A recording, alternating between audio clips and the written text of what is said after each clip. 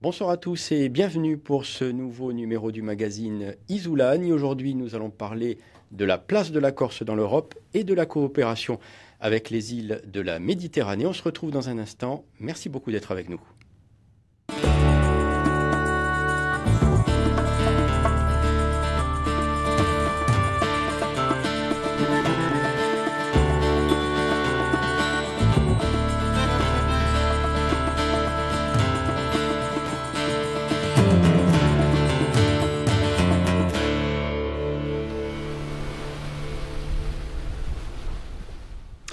Voilà, on se retrouve avec notre invité sur ce plateau du magazine Isoulagne. Thème principal, donc la place de la Corse dans la politique de cohésion de l'Union européenne et plus généralement la coopération avec les autres régions méditerranéennes et les territoires insulaires d'Europe. Pour en parler, notre invitée est aujourd'hui Marie-Antoinette Maupertuis.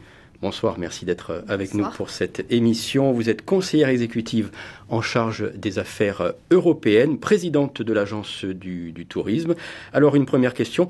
À l'approche des élections européennes du mois de mai, on peut dire que les attentes, mais aussi les craintes sont importantes pour les régions du Sud en particulier. Oui, nous sommes dans un contexte particulier, effectivement. Les contextes sont toujours particuliers, mais il y a une succession d'événements au cours des 3 dernières années qui ont quand même un peu secoué l'Europe en général et les régions du Sud. D'abord, évidemment, la crise migratoire qui affecte, alors non pas la Corse, mais d'autres régions de la Grèce, de l'Italie. Et c'est une difficulté pour l'Europe d'avoir à gérer ceci et pour les régions concernées. Ensuite, le Brexit aussi. Alors certes, la Grande-Bretagne n'est pas au Sud, mais la Grande-Bretagne est un contributeur net du budget européen. Donc il y aura des incidences. Donc il y aura des incidences parce qu'il y aura tous les ans 10 milliards d'euros en moins et donc des conséquences sur la politique de cohésion, la politique agricole commune et aussi une montée de plus en plus forte des populismes. On a vu les élections en Italie notamment et dans d'autres pays. Et puis dans certains pays de l'Est aussi des idées fascisantes qui visent malheureusement la démocratie et le fonctionnement démocratique des États et des régions. Alors nous y reviendrons dans quelques minutes. Le poids des fonds européens est très important. Ici, en Corse, par exemple, il représente sur la période 2014-2020 275 millions d'euros. Quel est aujourd'hui le cadre des futures négociations pour la période 2021-2027 ? Alors, le cadre n'est pas encore stabilisé, comme je le disais il y a un instant. On ne sait toujours pas si la Grande-Bretagne, le Royaume-Uni, va sortir ou pas de l'Union européenne. Mais quoi qu'il en soit, nous savons d'ores et déjà que l'Union a à faire face à de nouveaux enjeux. Crise migratoire, menaces terroristes, défense, changement climatique, et que par conséquent, à budget constant, voire diminuant, il va être difficile de maintenir les mêmes niveaux postes de dépenses pour ce qui est de la politique de cohésion notamment, et la politique agricole commune. Pour ce qui est de la politique de cohésion, nous sommes très inquiets, bien évidemment. Alors nous nous sommes battus au comité des régions, mais aussi des collègues au Parlement européen, pour faire en sorte que les propositions de la Commission, qui visent à une diminution des volumes financiers et des modalités d'attribution de ces fonds, eh bien, soient les moins douloureuses possibles pour les régions, et les régions du Sud en particulier. Justement, on connaît bien ici en Corse les projets Interreg en particulier, un dispositif d'échange et d'action entre régions transfrontalières. Est-ce que là aussi c'est une coopération qui peut être menacée pour l'avenir ? Oui, parce que la politique de cohésion et de coopération territoriale, surtout, est menacée, comme tous les autres postes budgétaires. Et notamment au comité des régions, nous nous sommes battus à travers un rapport que j'ai porté sur le règlement de la Commission, proposé par la Commission européenne, pour que on maintienne les mêmes volumes financiers d'une part, et que l'on permette aux régions, notamment insulaires, de pouvoir continuer à pratiquer ce que l'on appelle la coopération maritime. Ce qui était prévu dans le règlement de la Commission européenne était que la coopération maritime soit portée par les États. Autant dire, pour donner un exemple très simple, que si, pour continuer à coopérer avec la Sardaigne, eh bien, il faudra s'inscrire dans un programme national franco-italien. Aujourd'hui, c'est bien que l'on puisse travailler avec la Sardaigne, avec la Toscane également et avec d'autres, sans avoir à passer systématiquement par Paris ou par Rome. Voilà. Donc nous nous battons pour que tous ces programmes soient maintenus dans le futur. Alors vous êtes membre du Comité européen des régions. C'est une instance qui a réellement le pouvoir, je dirais, de peser dans les politiques de développement au niveau européen. Alors, c'est une instance qui est saisie pour avis. Par la Commission européenne. Évidemment, les avis peuvent être suivis ou pas. Mais cela dit, tout au long de cette année, qui a été très inquiétante pour l'ensemble des parlementaires et des membres, nous avons travaillé de concert entre Parlement européen et Comité des régions. C'est-à-dire que le Comité des régions, effectivement, émet des avis, mais le Parlement, lui, est en mesure quand même d'apporter et de contribuer pour faire des modifications et proposer des modifications à la Commission et au Conseil. Donc nous avons travaillé ensemble et aujourd'hui, effectivement, la revendication est très très forte de l'ensemble des régions européennes, de l'ensemble des députés européens, d'une grande partie en tous les cas, pour qu'on ait une politique de cohésion qui permette de garantir dans le futur des volumes financiers intéressants et concomitamment aussi qui conduisent à réduire les disparités au sein de l'Union européenne. Je crois que le vrai débat, il est là. Et si aujourd'hui nous avons une augmentation du mécontentement et une défiance vis-à-vis des institutions européennes, c'est parce qu'on a oublié qu'il y avait des régions dans le Sud qui avaient besoin encore qu'on les aide, alors même que depuis une dizaine d'années, la focale européenne, elle s'est orientée vers l'Est. Voilà. Et ces régions avaient besoin d'aide. Bien sûr que les pays de l'Est avaient besoin de cette aide européenne, mais en même temps, on a oublié un peu la Méditerranée et les îles. Et la Méditerranée se rappelle à l'Europe avec malheureusement des conflits et des difficultés. Alors justement, la commission des îles de la CRPM, la conférence des régions périphériques maritimes, s'est réunie au mois de juillet dernier à Bastia. Le président de cette commission, il a d'ailleurs été réélu pour un second mandat, c'est le président du conseil exécutif, c'est Gilles Simeoni. Le reportage d'Anne-Marie Lecce et nous en parlons tout de suite après. Les représentants des 21 îles de la Commission l'ont affirmé. D'ici mai 2019, ils veulent obtenir des mesures concrètes en faveur de leurs îles. Un calendrier serré, un lobbying qui a déjà commencé auprès de parlementaires européens, car la nouvelle politique que la Commission européenne veut voir adoptée à partir de 2021 ne leur convient pas. Aujourd'hui, il y a clairement une double menace qui pèse sur les îles. D'abord, une diminution générale du budget alloué par l'Union européenne à la politique de cohésion. Pour la Corse, ce qui est projeté, par exemple, c'est environ 10 à 15% de crédit en moins, et ça se retrouve dans les autres îles. Première difficulté. Et deuxième difficulté, c'est que la dimension insulaire n'est pas prise en compte dans les politiques publiques européennes. Un fait insulaire toujours insuffisamment reconnu. Exemple dans les transports. Les surcoûts liés à l'insularité pour l'import et l'export seraient minimes selon la Commission européenne. Du coup, l'aide aux entreprises îliennes est limitée. Alors la Commission des îles a adopté aujourd'hui un texte pour amender le règlement européen des aides. Les aides qui sont accordées doivent être majorées pour pouvoir corriger, faire face aux coûts des transports. Si l'Europe ne permet pas, alors elle générera une inégalité de traitement. Un haut fonctionnaire de la Commission européenne est venu leur expliquer que les nouvelles politiques en faveur des transports se concentreraient en priorité sur les grands réseaux ou sur terre. Pas question, ont répondu les régions périphériques. Imaginez-vous que tout le monde parte des îles et qu'il va vivre dans les villes. C'est ça le but, de créer des méga-métropoles invivables. C'est pour tout le monde. C'est pour tout le monde que les îles continuent vraiment à être des espaces vivables et des espaces où les citoyens voudraient avoir le même droit et les mêmes possibilité de vivre, de travailler comme partout. Les représentants des îles veulent croire que les parlementaires européens les suivront dans plusieurs de leurs demandes. Alors justement, Marie-Antoinette Maupertuis, ces parlementaires européens, ils vous suivent ou il y a encore beaucoup de réticences ? Non, globalement, les parlementaires européens ont suivi effectivement les recommandations du Comité des régions et de la CRPM et d'autres d'ailleurs organisations qui se préoccupent des contraintes que subissent les îles. D'abord parce qu'il y a évidemment des insulaires au Parlement aussi, au Parlement européen. Nous aurons des réunions très prochainement à nouveau, donc la semaine prochaine, sur ces questions-là. Il est fondamental qu'aujourd'hui, les contraintes de l'insularité, en Corse, mais comme ailleurs en Europe, soient prises en compte par la Commission et notamment que l'on puisse appliquer l'article 174 du traité de fonctionnement de l'Union européenne qui reconnaît les contraintes structurelles que subissent les îles, mais aussi les zones de montagne. Or, nous sommes îles et montagnes et donc il est très très important que les prochaines politiques communautaires introduisent une clause d'insularité pour nous faciliter les choses en matière de transport, en matière d'entrepreneuriat, en matière de soutien à l'innovation, de protection environnementale aussi, parce que les îles sont des écosystèmes particuliers et que par conséquent, nous avons besoin d'un dispositif particulier, comme il en existe d'ailleurs pour les régions ultrapériphériques qui ont des mesures et des cadres réglementaires adaptés à leur situation économique, sociale et environnementale.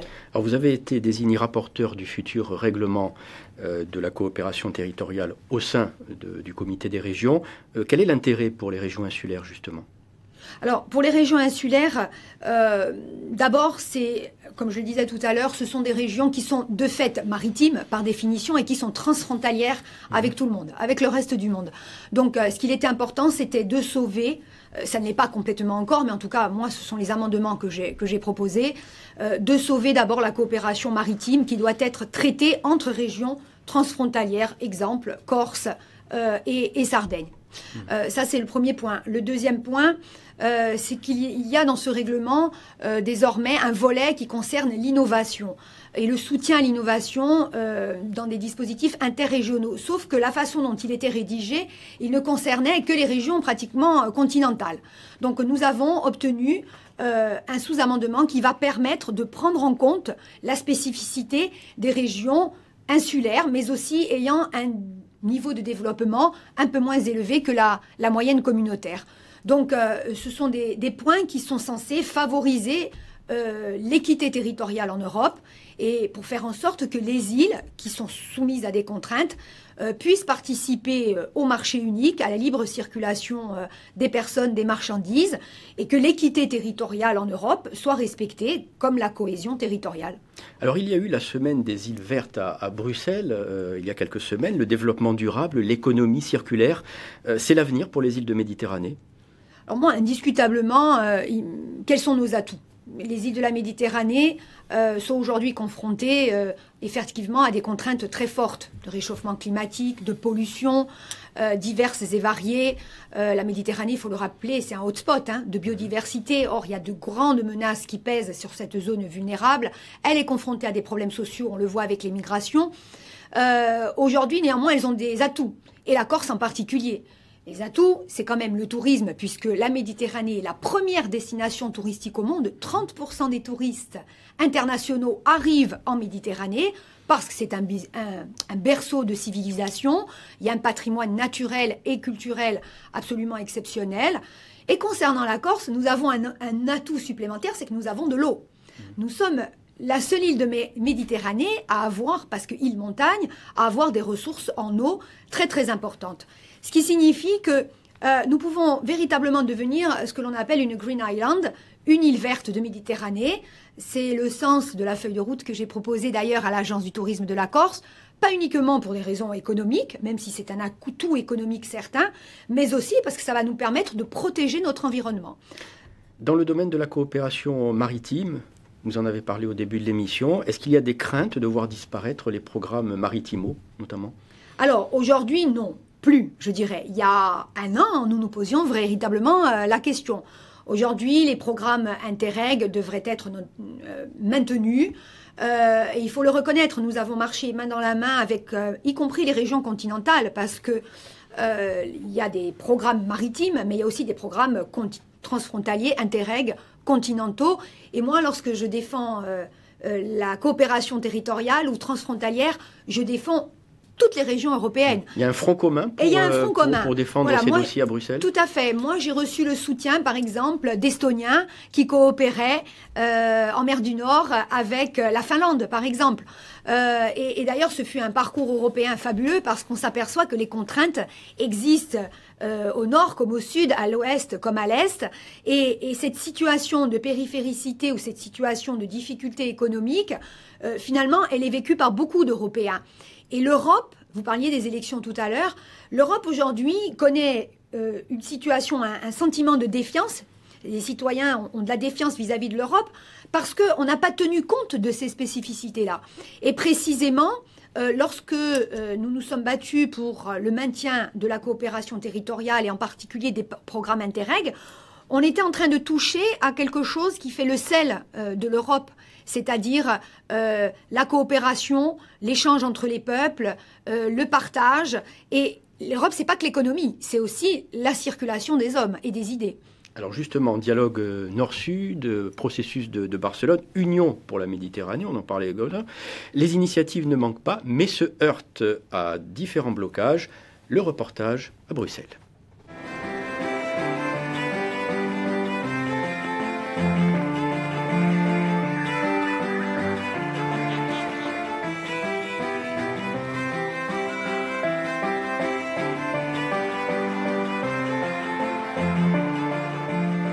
Réunion d'une commission budgétaire au sein du Parlement européen. Au centre des débats, le financement de projets qui intéressent directement les pays du sud méditerranéen. Inés Ayala Sender est une députée espagnole qui a toujours défendu l'idée d'une Euro-Méditerranée forte à Bruxelles.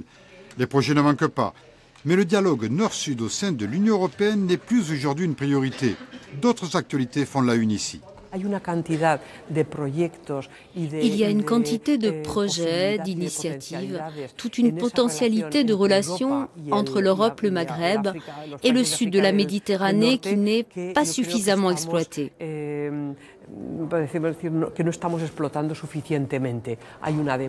y a une demande, une grande créativité des deux côtés de la Méditerranée, une grande capacité de dialogue et malgré tout, les pays européens ont tendance à se refermer sur eux-mêmes, sans oublier le Brexit anglais, ou alors on est trop concentré sur nos relations avec l'Est de l'Europe. 1995, le processus de Barcelone établit les bases officielles d'un partenariat euro-méditerranéen. 10 pays riverains sont concernés par ce premier accord historique. 13 ans plus tard, en 2008, le sommet de Paris lance l'Union pour la Méditerranée. Un projet qui regroupe alors 43 pays.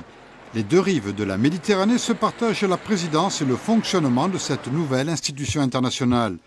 Une évolution contrariée par une actualité agitée, notamment dans les pays du Maghreb, et des liens qui se sont quelquefois distendus. Je pense qu'il y a eu vraiment un véritable clivage dans la construction européenne, où même les pays du Sud, qui ont une grande relation avec l'arc méditerranéen, que ce soit l'Espagne, l'Italie ou la Grèce, se sont eux-mêmes retournés en fait vers le nord de l'Europe pour reconstruire ou construire l'Union européenne. Et donc on a commencé à comprendre, il n'y a pas si longtemps que ça effectivement, que le bassin méditerranéen c'est aussi le berceau de la civilisation européenne. Et donc il faut reconstruire des liens très forts aussi avec les pays du Maghreb et du Machrek. Donc on a besoin de revenir en fait sur ce berceau pour retrouver aussi ces liens très importants au niveau économique, mais aussi au niveau culturel, mais aussi au niveau des migrations. Surtout, on voit dans les dernières années qu'on a besoin effectivement d'avoir des relations très précises avec ces pays parce que c'est vraiment eux qui contrôlent pour l'instant nos frontières. L'importance du projet euro-méditerranéen n'a pas encore séduit l'ensemble de tous les partenaires. Un projet qui représente pourtant un axe essentiel du développement européen. La gestion du dossier des migrants est aussi là pour nous le rappeler. C'est l'unique institution où peuvent s'asseoir à la même table des Israéliens et des Palestiniens. Rien que pour cela, l'Union pour la Méditerranée reste essentielle. On manque encore d'une certaine reconnaissance sur le plan international. On a toute une série de projets en préparation, mais il faut bien faire passer l'idée que la notion de Méditerranée est vitale pour l'Europe. Ce n'est pas encore tout à fait le cas aujourd'hui. Beaucoup de problèmes actuels de l'Europe prennent leurs origines en Méditerranée, à l'image du dossier difficile des migrants. C'est pourquoi il est évident qu'il faut surveiller tout ce qui se passe au sud de la Méditerranée et construire des rapports bilatéraux beaucoup plus efficaces que ceux que nous connaissons aujourd'hui. Notamment sur des thèmes comme ceux de la stabilité démocratique, de la maîtrise des flux migratoires et de l'intégration régionale. Surtout pour tous les ressortissants des pays du Maghreb.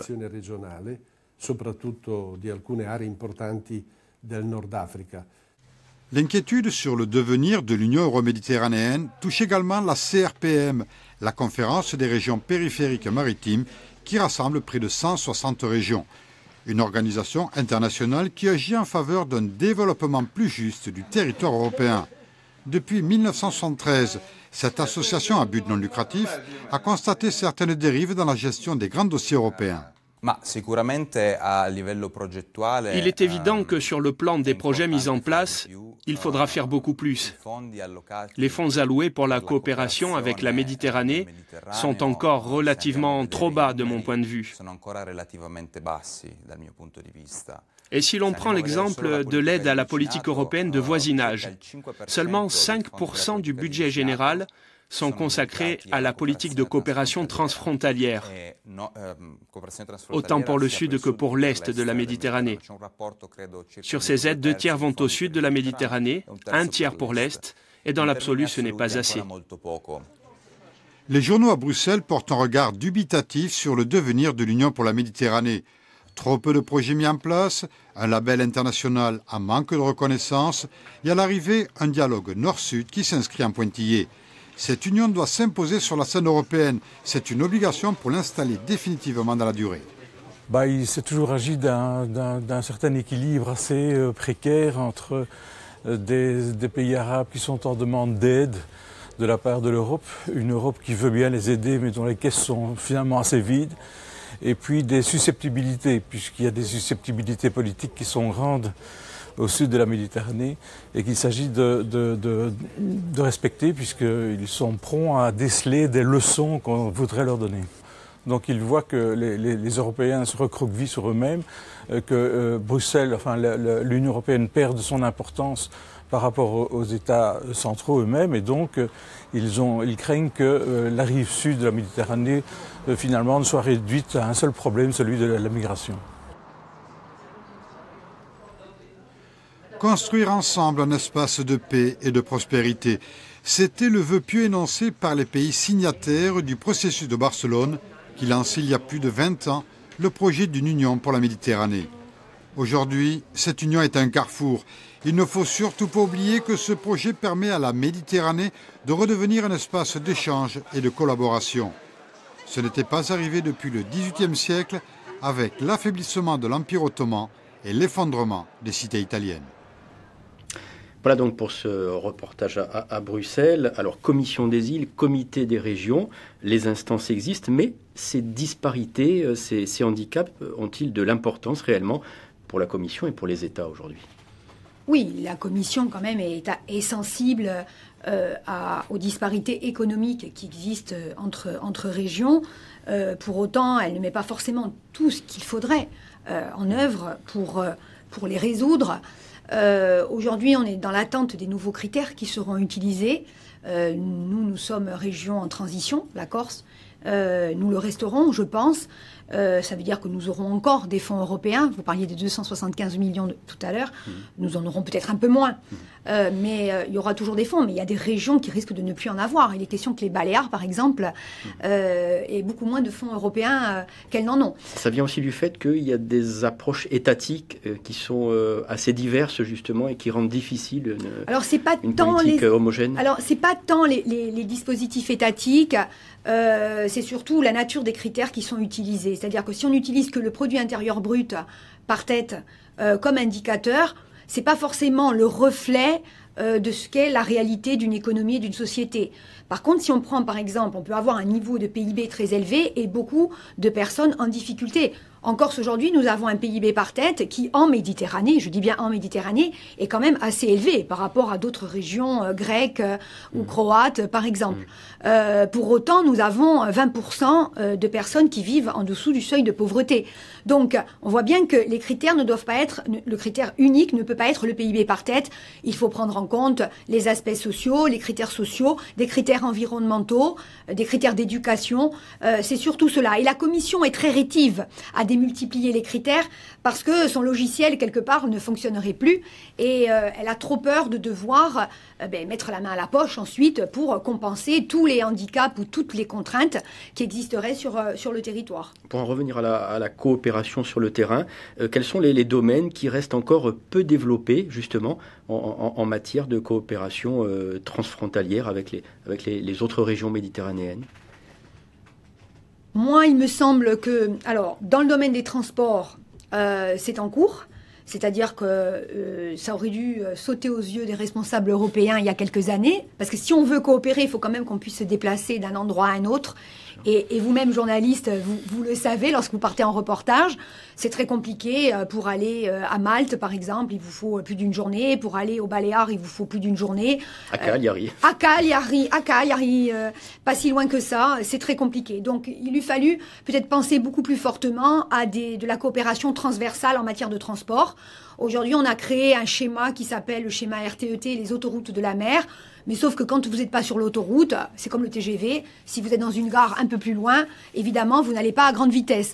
Donc, les transports me paraissent devoir être un thème fortement prometteur. Ensuite, il y a la culture, l'éducation, la formation, parce que il y a en Méditerranée 60% de jeunes qui ont moins, je parle aussi de la rive sud là, 60% de jeunes qui ont moins de 30 ans.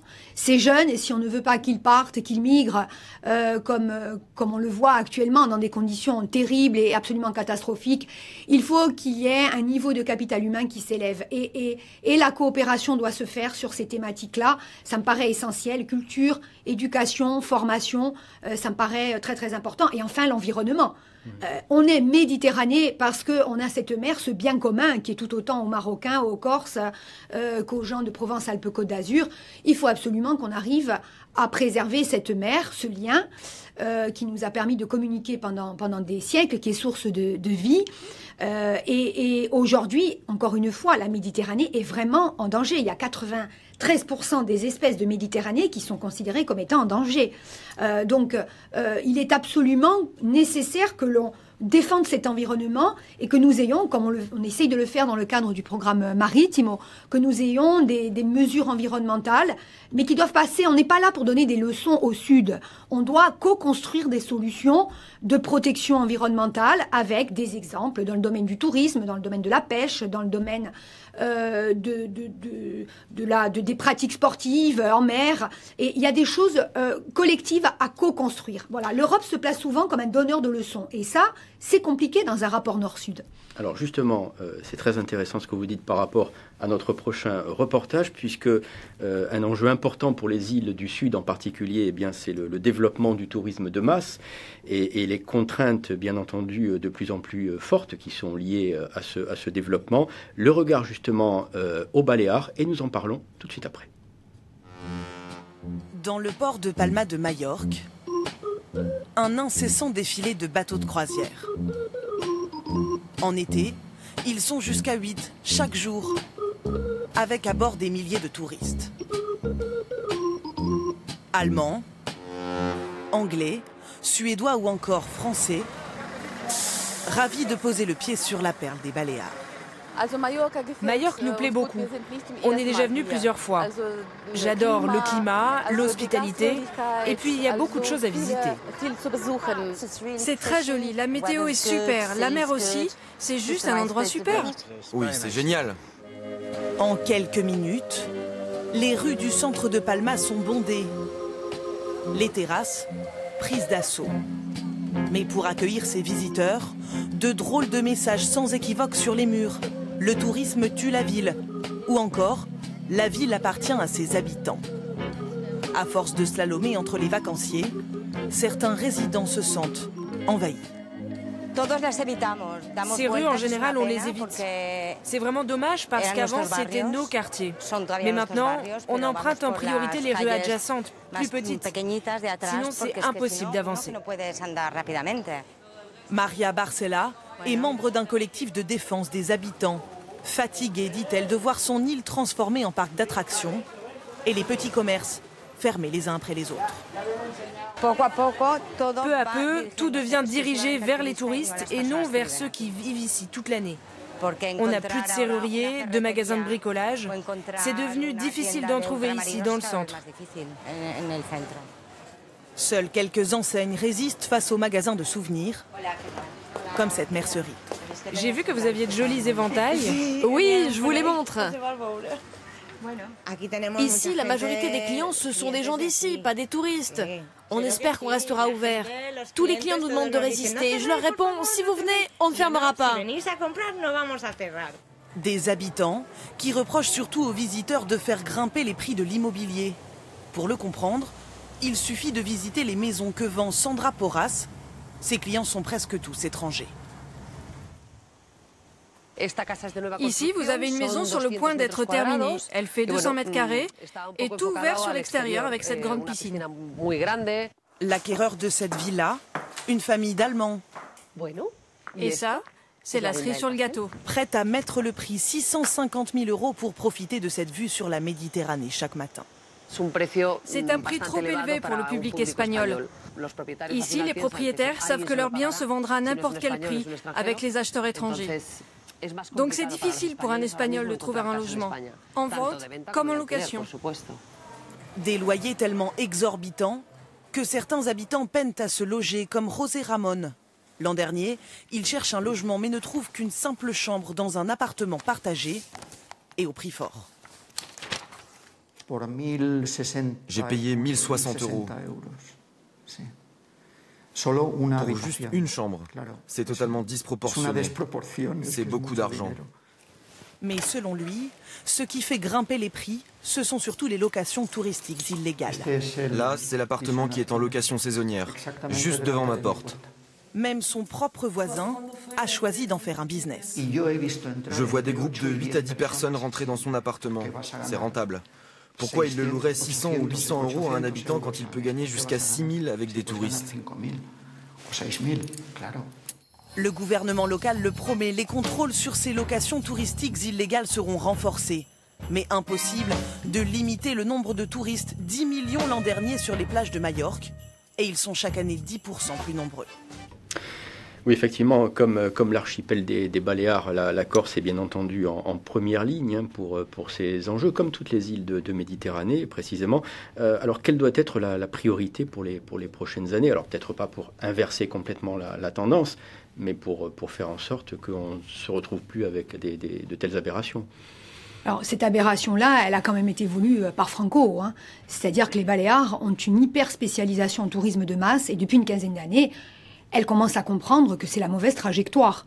Donc ils sont en train de mettre en place un certain nombre de dispositifs pour enrayer les choses, mais il n'y a pas non plus de réversibilité totale, du phénomène.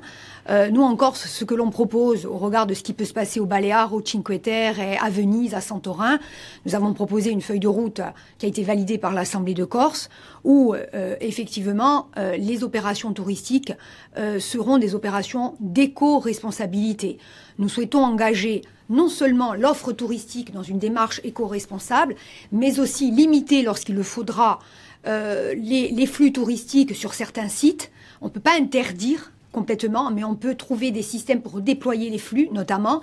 Et puis, inviter le touriste aussi à avoir un comportement éco-responsable. Nous avons dans l'idée un passeport vert, notamment, qui ferait en sorte que le tourisme soit quelque chose, une activité soutenable sur un plan environnemental, mais aussi acceptable sur un plan social. Ça veut dire qu'il faut, par exemple, limiter les croisières ? Alors, peut-être qu'il faudra limiter les croisières ou autrement, ou en tout cas exiger des compagnies de croisières que l'on ait un comportement éco-responsable, par exemple des navires au GNL. On sait très bien que les bateaux de croisière qui stationnent toute la journée dans le port d'Ajaccio notamment ont des dégagements en CO2 colossaux. C'est l'équivalent de milliers et de milliers de véhicules.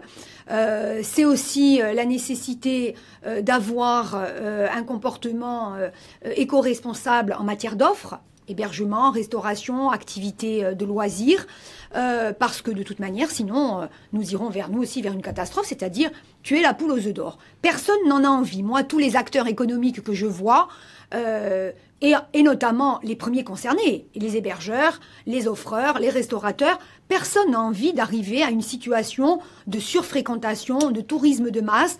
Nous sommes quand même sur la bonne voie dans la mesure où il y a une prise de conscience et dans la mesure aussi où nous arrivons maintenant à avoir des flux qui sont répartis un peu plus largement sur le territoire et un peu plus largement aussi dans le temps. C'est-à-dire qu'aujourd'hui, la saison, elle va jusqu'au mois de novembre. Il y a une concentration qui est beaucoup moins forte. Alors pour revenir au dossier de la coopération, justement, dans ce domaine du tourisme, il y a des projets notamment engagés avec l'île voisine, avec la Sardaigne. Ce sont des initiatives que vous soutenez?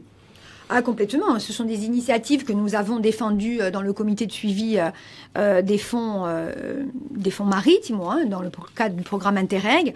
Alors, il y a des projets qui concernent et la Sardaigne, mais aussi la Toscane, même si c'est pas une île, notamment.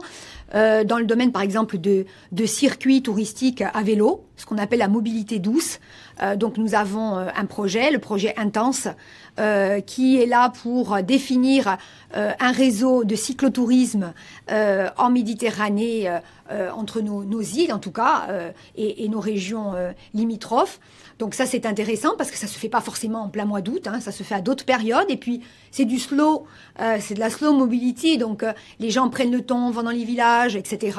Nous avons aussi soutenu un projet Direction du patrimoine de la collectivité et ATC, qui est le projet Grit Access, qui est un parcours patrimonial en Méditerranée, parce que cette Méditerranée, au-delà de la nature, c'est sur le plan patrimonial, historique et culturel, quelque chose de fantastique et qu'il faut montrer, plutôt que d'aller toujours à la Tour de Pise et toujours peut-être aux Calanques de Piane, peut-être qu'il faut montrer d'autres choses et ça permet d'adoucir, je dirais, la pression touristique et de répartir mieux les flux et dans le temps et dans l'espace. Ça veut dire aussi que les micro-territoires de Corse doivent s'impliquer aussi, doivent venir vers vous pour porter des projets, pour faire des propositions? Complètement. Il va y avoir un 4e appel à projet dans le cadre de Maritimo. Et puis l'ATC aussi va lancer ses propres appels à projets, notamment dans le domaine des camping-cars, puisque nous, on a une pression des camping-cars qui est assez importante en Méditerranée. Oui, des projets qui ne concernent pas que le littoral. Surtout pas. Il faut que les projets concernent l'intérieur, les villages de Piémont aussi, ce qu'on appelle le Piémont, le rétro-littoral, parce qu'il y a des choses magnifiques à voir. Il faut un peu détourner l'attention de ce qu'on appelle les sites mythiques, voilà, les stars, je dirais, du tourisme. Et il faut que le regard du touriste se porte sur des villages de l'intérieur, des paysages, et puis aussi les hommes et les femmes qui font ce territoire. Il y a des pratiques, par exemple, des pratiques agricoles, des pratiques culturelles, des savoir-faire qu'il convient de montrer, ne pas les muséifier, parce qu'on n'est pas non plus une réserve d'Indiens, voilà, pas du tout, et c'est pas du tout notre objectif. Mais par contre, nous sommes très attentifs aux demandes qui sont faites par les territoires, et notamment les territoires ruraux. Alors, un regard à présent qui concerne le dossier des langues régionales, très important donc dans les îles de Méditerranée, donc un dossier qui est souvent en discussion au niveau européen également. Exemple singulier, celui de l'île de Malte, une île que vous connaissez bien également, une île qui possède 2 langues officielles, l'anglais et le maltais. Le reportage.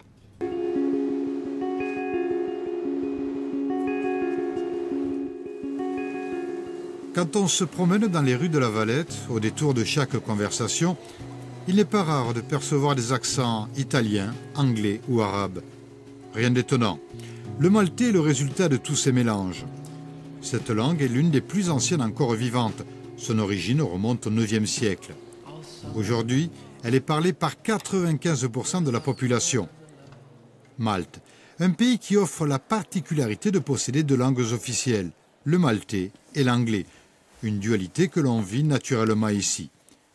Au sein de la Bibliothèque nationale de La Valette, on trouve des ouvrages dans ces 2 langues. Giuseppe Brinca est considéré comme l'un des plus éminents spécialistes de la langue maltaise.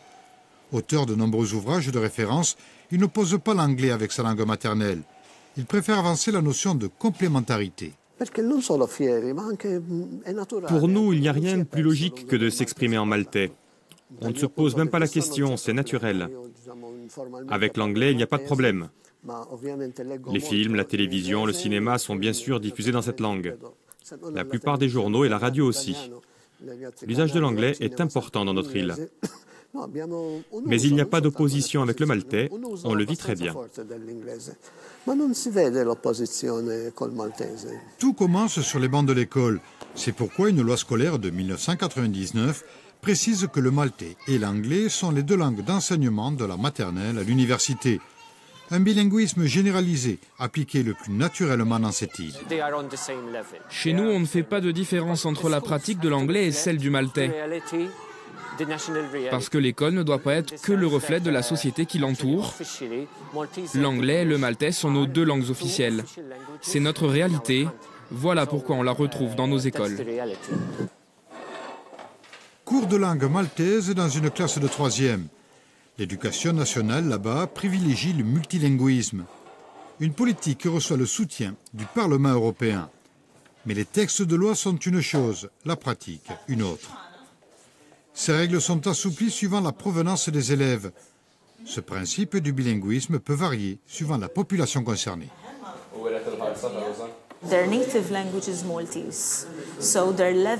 Eh bien, la prédominance du maltais ou de l'anglais dépend de l'origine de nos élèves.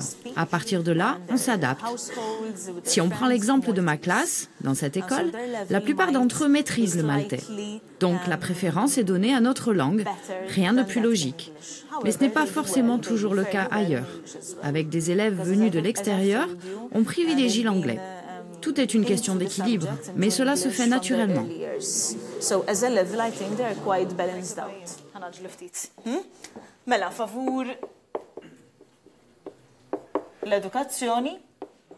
Au-delà du maltais et de l'anglais, tous les élèves du secondaire apprennent une 3e langue, en général l'italien. Ensuite, dans le cycle supérieur, ils ont le choix d'apprendre une autre langue étrangère, en général le français, l'allemand ou l'arabe. Mais le maltais garde toujours la préférence.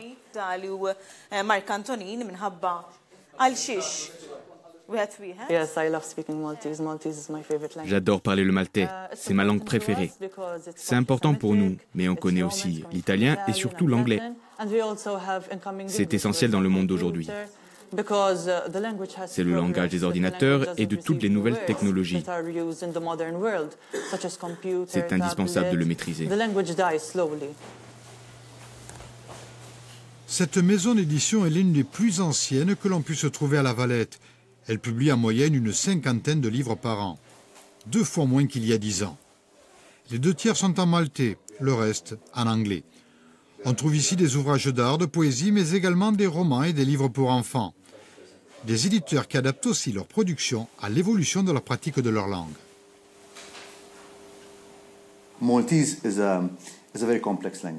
Le maltais reste une langue très complexe, un cas pratiquement unique, que l'on ne trouve pas ailleurs. Et pour nous, les éditeurs, c'est un vrai challenge que de publier des livres en langue maltaise. Tout simplement parce que notre population n'est pas très importante, moins de 450 000 habitants. Mais cela ne nous empêche pas de continuer à publier en maltais. L'autre difficulté, c'est l'évolution que connaît notre langue ces dernières années, notamment à cause de l'influence des médias, surtout celle de la télévision. Tout cela est dû à l'omniprésence des chaînes anglaises et américaines qui sont majoritaires ici à Malte. Mais je ne suis pas pour autant pessimiste pour le devenir de la langue maltaise. Le plus important reste qu'une majorité de gens continuent à la parler. C'est une langue vivante. Le vrai problème, ce sont les anglicismes de plus en plus présents dans le maltais. Notre langue, forcément évolue, mais elle est toujours bien présente. It has to change. If it's living, it has to change.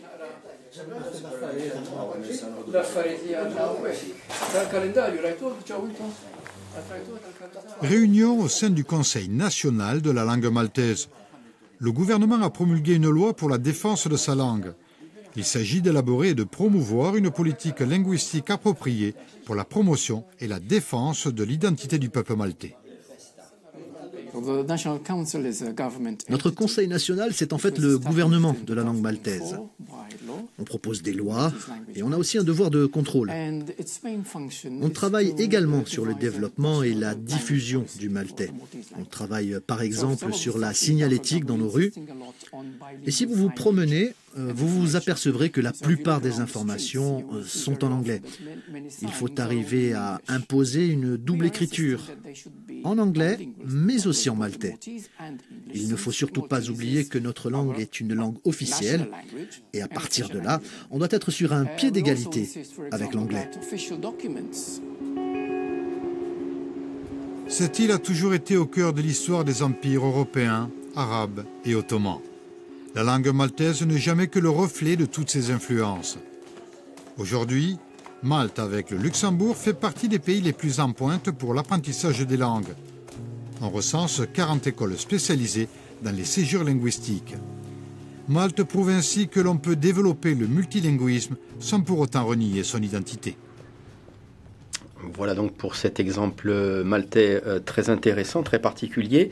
Alors en ce qui concerne justement les identités linguistiques, notamment en ce qui concerne les îles, sont-elles aujourd'hui suffisamment prises en compte? Il y a la charte européenne, donc entrée en vigueur en 1998, 25 États l'ont ratifiée, la France toujours pas. Vous allez faire pression encore plus là pour aller de l'avant dans ce domaine?